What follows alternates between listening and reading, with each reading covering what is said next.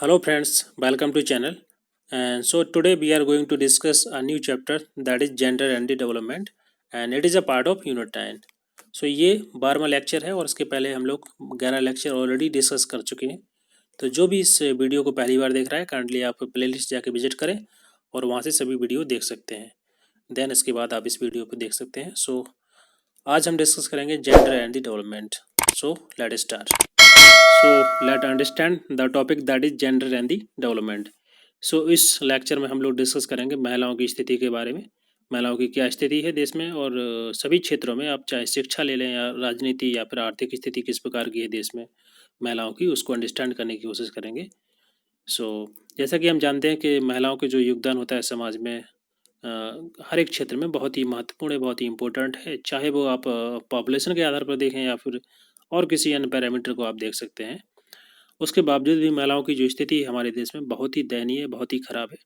सभी क्षेत्रों में आप देख सकते हैं, इकोनॉमिक कंडीशन उनकी देखें या फिर पॉलिटिकल स्टेटस देखें, कितनी महिलाएं पार्लियामेंट तक पहुंच पाती हैं, चुनाव लड़ती हैं, बहुत ही कम परसेंटेज है। चाहे आप शैक्षिक संस्थानों में देख लें, उनकी जो एजुकेशनल कंडीशन है वो सबको देख सकते हैं आप।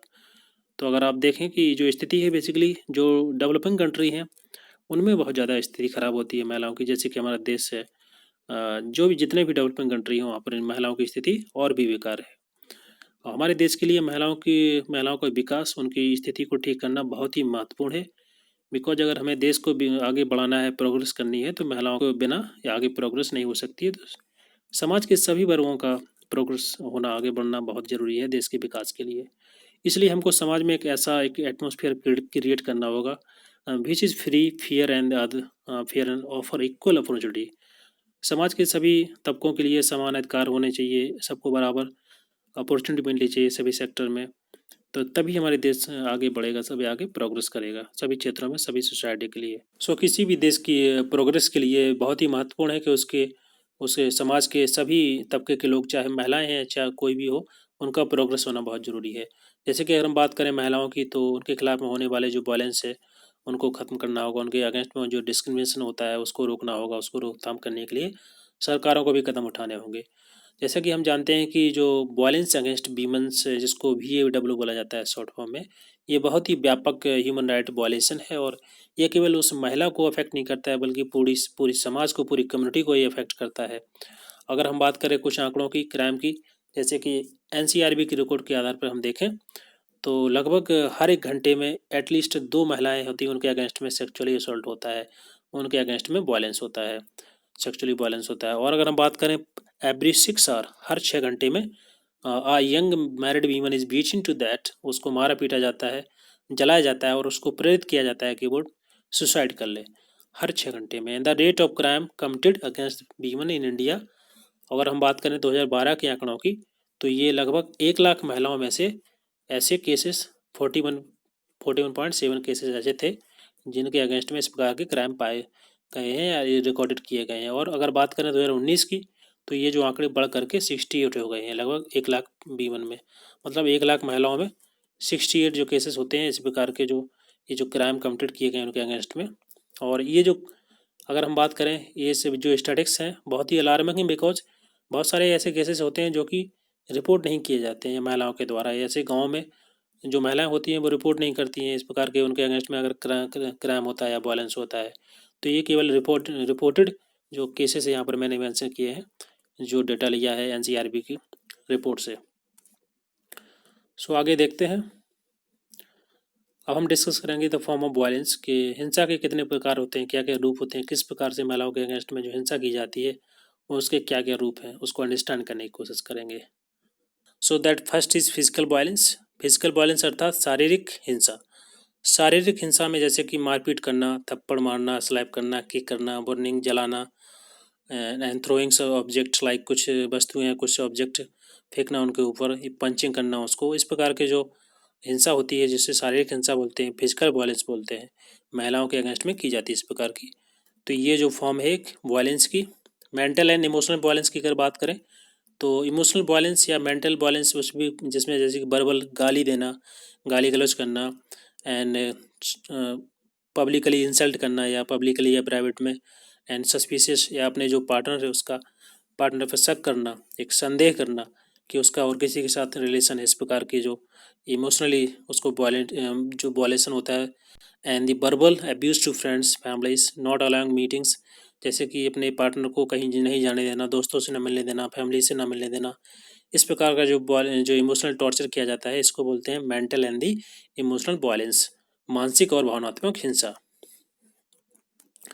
सेक्सुअल वायलेंस क्या होता है, इसको हिंदी में यौन हिंसा बोलते हैं, जैसे कि forcefully sexual intercourse without consent, बिना सहमति के जोर जबरदस्ती करके सेक्स करना, या फिर withholding sex, forcing womens to watch pornography, या जो अश्लील वीडियो होते हैं, फोटोग्राफी होती है, उसको दिखाना, उनको जोर जबरदस्ती करना या उनसे डिमांड करना, तो इस प्रकार को इसको बोलते हैं sexual violence. Financial and economic violence क्या होता है कि जैसे कि not giving the money for education, शिक्षा के लिए पैसा न देना, या जो आइटम परचेज करना है, कोई वस्तु परचेज करना है घरेलू काम के लिए, तो उनको पैसा न देना है, घरेलू काम होता है, या फिर चिकित्सा के लिए, मेडिकल मेडिकल के लिए, दवा के लिए पैसे न देना, या डिमांडिंग मनी, जैसे कि डॉरी को लेकर के मनी डिमांड करना उनकी फैमिली से या उससे, महिला से, money from the parents and forcing to quit job, और जॉब ना करने देना, या जॉब ना करने के लिए फोर्स करना कि जॉब छोड़ना, and to take care one more work, stealing, बहुत ज़्यादा काम दे देना, एंड स्टीलिंग मनी, या चोरी करना पैसे की, ये सभी प्रकार के आते हैं under category of financial and economic violence. So ये थे बेसिकली कुछ फॉर्म ऑफ द वायलेंस, कि अलग अलग टाइप के जो फॉर्म होते हैं हिंसा जो महिलाओं के अगेंस्ट की जाती है, तो ये बेसिकली कुछ फॉर्म थे। Now we will discuss the status of the women globally and local scenario, women as a worker. अगर हम बात करें महिलाओं की स्थिति की, महिलाओं का स्टेटस है ग्लोबली या लोकल सिनेरियो की बात करते हैं, तो महिलाओं की स्थिति क्या है उसको अंडरस्टैंड करते हैं कि महिलाएं, the women do not do more than 67% of hour of work done in the world, दुनिया में जितना काम होता है उसका महिलाएं 67% ज़्यादा काम करती हैं। उसके बावजूद भी महिलाओं की जो इनकम की स्थिति है, जो उनकी इनकम है, दैट इज़ ओनली 10%। दुनिया में जितनी टोटल इनकम होती है उसका 10% केवल महिलाओं का कंट्रीब्यूशन है, बावजूद कि वो इतना ज़्यादा काम करने के बावजूद भी। और दुनिया की जो टोटल प्रॉपर्टी है उसमें से होल्डिंग महिलाओं की है केवल 1% है, मतलब दुनिया में जितनी भी प्रॉपर्टी है उसका केवल 1% हिस्सा है जो महिलाओं के पास है, या उसके जो मालिकाना हक है महिलाओं के पास है। The value of the unremunerated work, दुनिया में जितना भी जो अनरेम्यूनरेटेड वर्क होता है लगभग 16 बिलियन डॉलर का है, उसमें से महिलाओं का जो कंट्रीब्यूशन है इस अनरेम्यूनरेटेड वर्क में वो 11 मिलियन है। मतलब ऐसा वर्क जिसमें काम पैसा नहीं मिलता है, जैसे घर में बच्चों की देखभाल करना, काम करना, घर का काम, उसमें पैसा मिलता नहीं है, तो इस प्रकार का जो वर्क होता है, तो 16 बिलियन डॉलर में से लगभग 11 मिलियन डॉलर की रिप्रेजेंटेशन है महिलाओं की है इस प्रकार के वर्क में। और women are paid 30 to 40% less than man for comparable work of the average, जितना पुरुषों को मिलता है उसका लगभग 30 से लेकर 40% कम महिलाओं को दिया जाता है बेजेज में। और लगभग बात करें डेवलपिंग कंट्री में महिलाओं के द्वारा लगभग 60 से लेकर 80% फूड प्रोड्यूस किया जाता है। And womens hold between 10 to 20% managerial and administrative jobs, जितनी भी जो मैनेजल पोस्ट होती हैं, बड़ी पोस्ट होती हैं, या जो एडमिनिस्ट्रेटिव पोस्ट हैं, उसमें केवल महिलाएं का योगदान जो है 10 से लेकर 20% ही है। Women make up less than 5% of women's head state, जैसे कि जो बड़े पद होते हैं देश के, प्रधानमंत्री, राष्ट्रपति, इस प्रकार के पदों पर महिलाएं केवल 5% से कम भी हैं पूरी दुनिया में। और 70% of the 1.2 billion peoples living in the poverty are females, जैसे कि अगर बात करें जो गरीब लोग होते हैं, पॉवर्टी में रहते हैं, उनमें से जो 1.2 बिलियंस पीपल हैं उनमें से लगभग 70% तो केवल महिला ही हैं। तो आप देख सकते हैं महिलाओं की स्थिति क्या है ग्लोबली, अगर बात करें ग्लोबली या लोकली। अब हम डिस्कस करेंगे women as a worker in India, देश में महिलाओं की स्थिति है, श्रम को लेकर के क्या स्थिति है, उनको कैसे बेज मिलता है, कितना बेज मिलता है, उसको डिस्कस करते हैं। उसके जो आंकड़े सामने आए हैं उसको देखते हैं।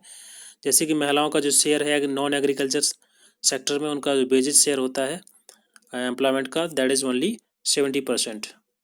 जो गैर कृषि मजदूरी रोजगार है महिलाओं की हिस्सेदारी उसमें 17% है।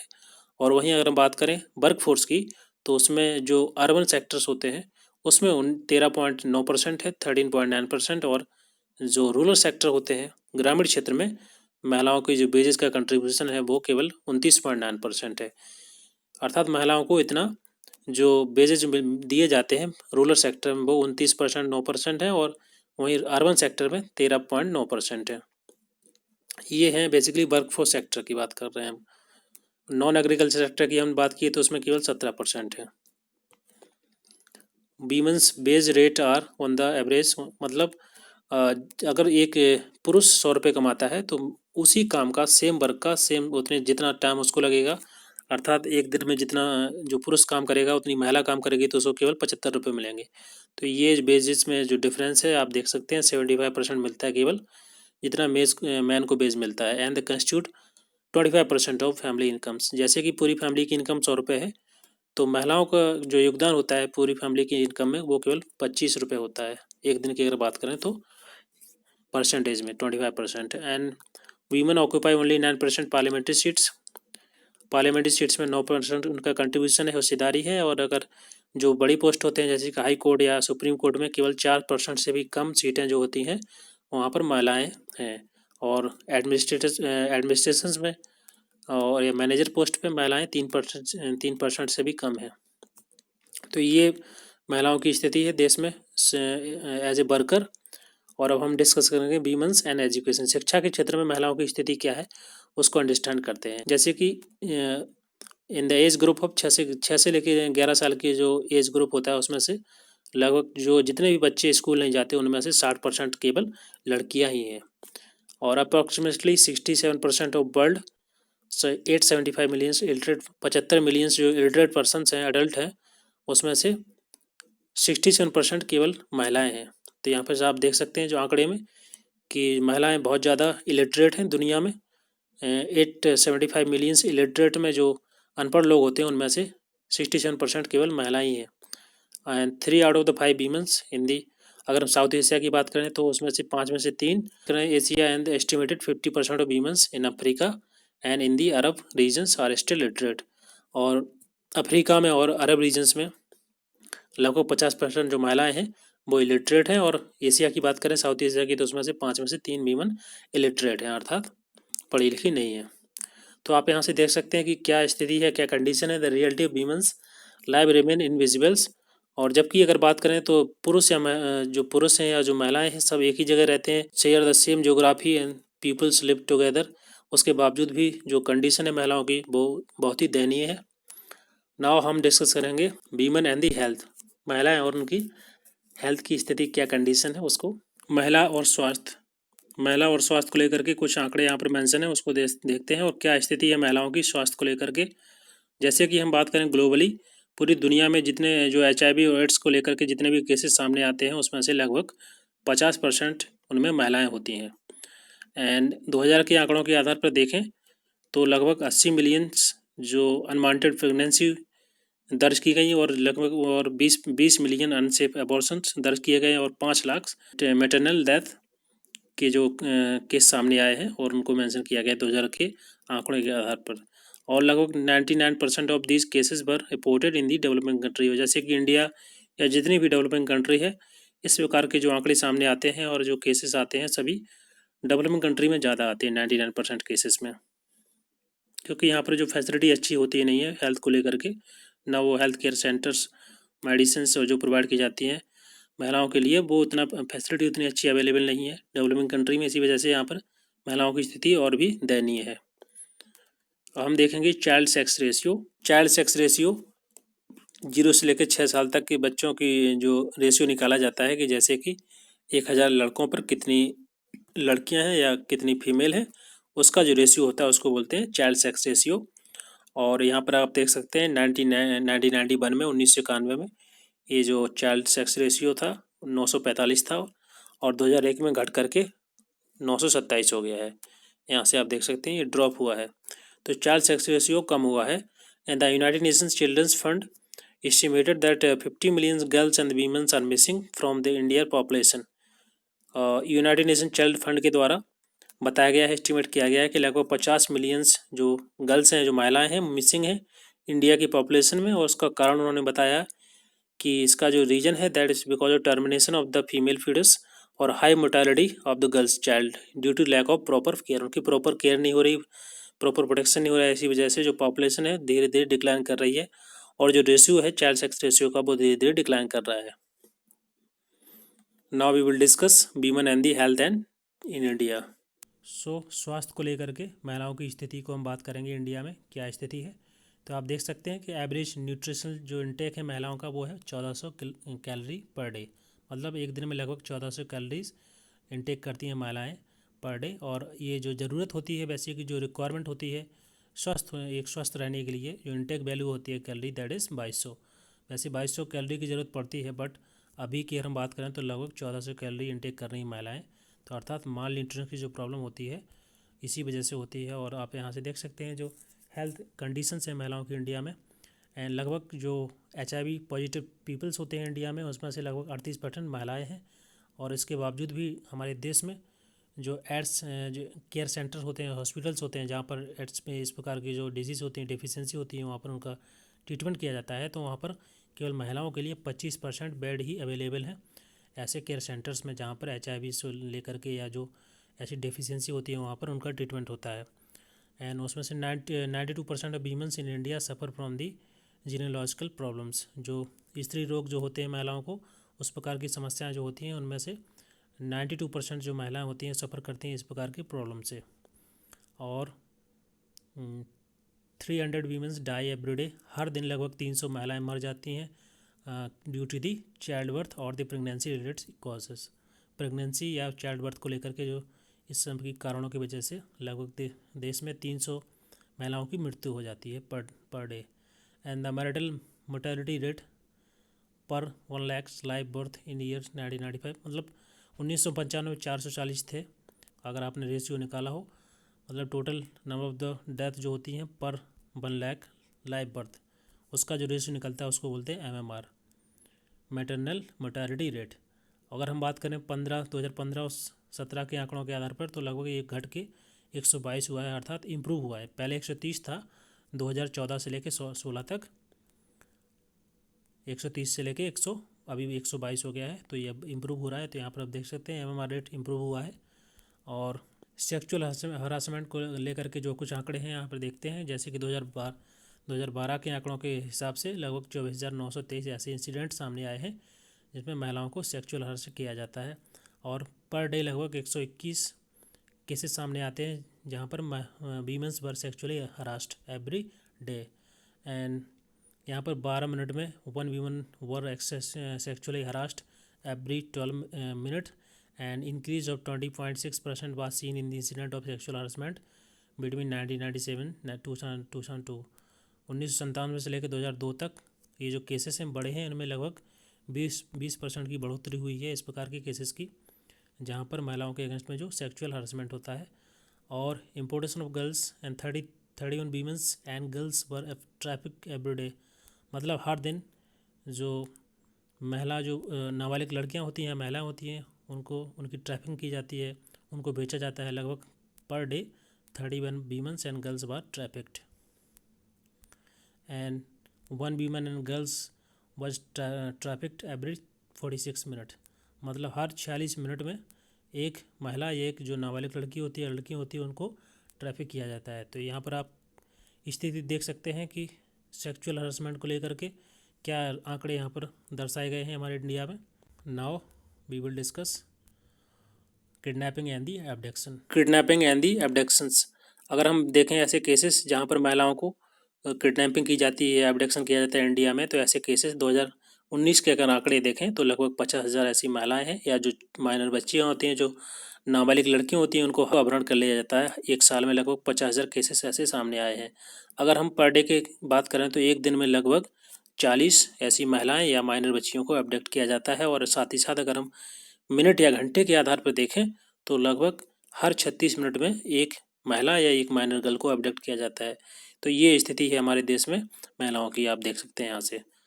अब हम बात करेंगे डॉरी रिलेटेड मर्डर्स, जैसे कि डॉरी से संबंधित जो मर्डर होते हैं महिलाओं के, जो जिन लड़कियों की शादी होती है, न्यू शादी होती है, या जो ऐसे केसेस होते हैं जहाँ पर डॉरी की वजह से उनको मार दिया जाता है। तो अगर हम देखें आंकड़े 2019 के, तो ऐसे लगभग 8,233 8,233 ऐसे केसेस सामने आए हैं जहाँ पर महिलाओं को डॉरी की वजह से उनको मार दिया जाता है, मर्डर कर दिया जाता है।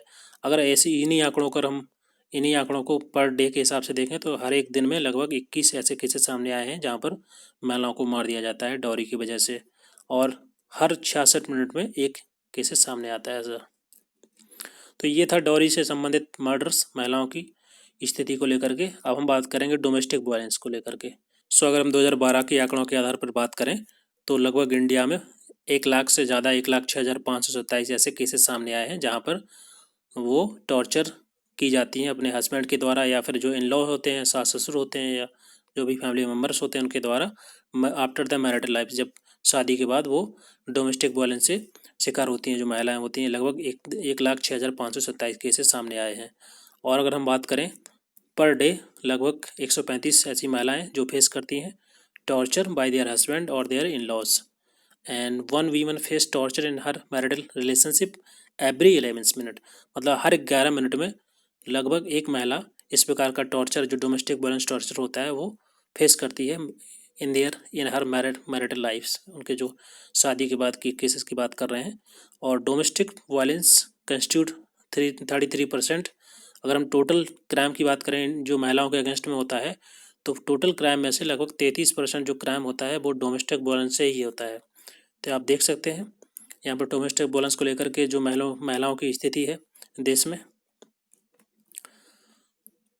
और over the 40% of married Indian women's face physicals, और उसमें से 40% जो महिलाएं होती हैं, लगभग जितने भी केसेस होते हैं पूरे केसेस में से 40% जो केसेस होते हैं जो मैरिड वीमेंस होती हैं, महिलाएं होती हैं, वो फेस करती हैं फिजिकल और the physical abuse by their husband, अपने हस्बैंड से ही।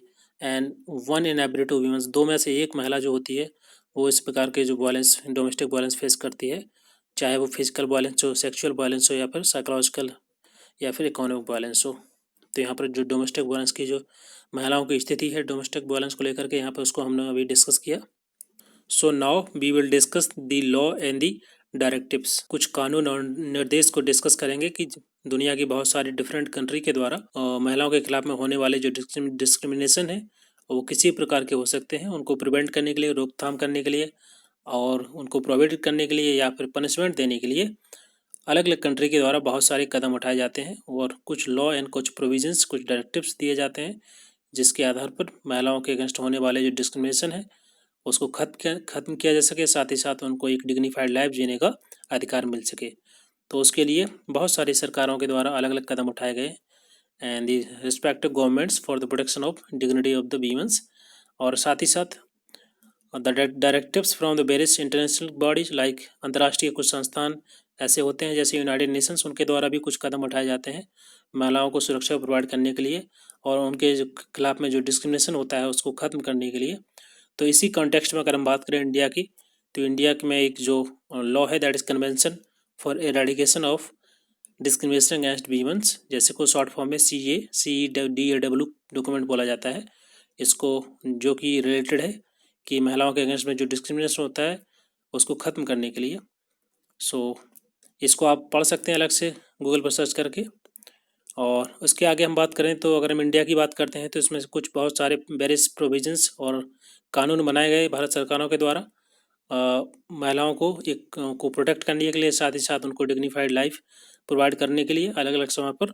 और जिसमें से कुछ कानून इस प्रकार हैं, अगर उसको हम कैटेगरी वाइज डिवाइड करें तो एक पहली कैटेगरी में इंडियन पीनल कोड, एंड दूसरी कैटेगरी में that is special local law. कुछ लोकल लॉ भी बनाए गए थे भारत सरकार के द्वारा, तो उसको सभी को डिस्कस करेंगे। तो सबसे पहले हम डिस्कस करेंगे इंडियन पीनल कोड को। इसको हिंदी में भारतीय दंड संहिता बोलते हैं। तो जैसे कि कुछ प्रोविजंस यहाँ पर मेंशन है, आप देख सकते हैं। There the list of some provisions of Indian penal code, जिसको भारतीय दंड संहिता बोलते हैं। और जैसे कि अगर हम बात करें बलात्कार से संबंधित जो IPC सेक्शन है दैट इज़ 376। और जैसे कि अगर एग्जाम पे आता है कि कौन सा IPC सेक्शन है, आपको नाम 4 ऑप्शन दिए जाएंगे कि 376, 364 या 498, 354, इनमें से कौन सा IPC सेक्शन है जो कि संबंधित है बलात्कार को लेकर के। तो आपको बताना होगा। इस प्रकार के आंसर, इस प्रकार के क्वेश्चंस एग्जाम में देखे गए हैं, तो आप यहाँ से साथों के साथ याद कर सकते हैं, ये बहुत ही इंपॉर्टेंट है। जैसे कि IPC सेक्शन 376 जो कि संबंधित है बलात्कार से, और IPC सेक्शन 363 से लेकर 376 तक ये जितने भी सेक्शंस इसमें आईपीसी के, वो सभी संबंध करते हैं kidnapping and the abduction of women's, महिलाओं के अपहरण को लेकर के ये सभी आईपीसी सेक्शन संबंधित है। इसी प्रकार से थर्ड नंबर पे आईपीसी सेक्शन 302 एंड 304B, जो कि संबंधित है दहेज को लेकर के, या दहेज हत्या जो होती है उसको, या उससे प्रयास किए जाते हैं दहेज लेने के लिए, टॉर्चर किया जाता है। तो जितने भी इस प्रकार के जो केस होते हैं उनमें ये आईपीसी सेक्शन 302 और 304B काम करता है। इसी प्रकार से आप यहाँ देख सकते हैं आईपीसी सेक्शन 498, जो कि संबंधित है टॉर्चर, चाहे वो मेंटली हो चाहे फिजिकली हो, किसी प्रकार को मानसिक या शारीरिक दोनों प्रकार के जो यातनाएं होती हैं महिलाओं के अगेंस्ट में, वो जो कि आता है आईपी सेक्शन 498 अंतर्गत। एंड इसी प्रकार से आईपी सेक्शन 354 जो कि संबंधित है मॉलेस्टेशन से, छेड़छाड़ से लेकर के, और आईपी सेक्शन 509 जो कि संबंधित है सेक्सुअल हरासमेंट, यौन उत्पीड़न को संबंधित है ये जो सेक्शन है। और इसी प्रकार से आईपी सेक्शन 366B जो कि संबंधित है इम्पोर्टेशन ऑफ गर्ल्स, अर्थात जो बच्चियों का, जो महिलाओं का जो इम्पोर्टेशन होता है, आयात होता है, यहाँ से उनको बेचा जाता है। तो इस प्रकार से जितने भी केसेस होते हैं वो आते हैं आईपी सेक्शन 366 के अंतर्गत। तो ये कुछ इम्पोर्टेंट आईपीसी के सेक्शंस थे जो कि एग्जाम में अक्सर पूछे जाते हैं, तो आप इनको सभी को सातों को याद कर लीजिएगा। अब हम देखेंगे कुछ इम्पोर्टेंट, कुछ स्पेशल लॉ जो कि बनाए गए पार्लियामेंट के द्वारा, हमारे गवर्नमेंट के द्वारा, तो उनको देख लेते हैं। जैसे कि कुछ यहाँ से आप देख सकते हैं, महिलाओं को प्रोटेक्ट करने के लिए और उनके वेलफेयर के लिए कुछ कदम उठाए गए हैं। जैसे कि कुछ special law, immoral traffic prevention act 1956 में ये बनाया गया था। उसी प्रकार से और भी, जैसे कि डॉरी प्रोविजन एक्ट 1961 ये बनाया गया है। Indecent representation of women provision act 1986 और प्रोस्टिट्यूशन प्रिवेंशन एक्ट 1986, प्रोस्टिट्यूशन को रोकने के लिए, या कमीशन फॉर सती प्रथा जो चली थी उसको प्रिवेंट करने के लिए, रोकने के लिए एक बनाया गया था एक्ट, जो कानून बनाया गया, दैट इज़ 1986 में। और protection of women's from the domestic violence, जो महिलाओं के खिलाफ में जो डोमेस्टिक वायलेंस होता है उसको रोकथाम करने के लिए एक्ट बनाया गया था इन 2005, जो है protection of women from domestic violence act 2005। तो ये जितने भी यहाँ पर 6 मैंने मेंशन किए हैं, ये प्रीवियस ईयर क्वेश्चन से ही वहाँ से मैंने देख करके यहाँ पर मेंशन किए हैं, तो आप सभी को याद कर लीजिएगा, बहुत ही इंपॉर्टेंट है।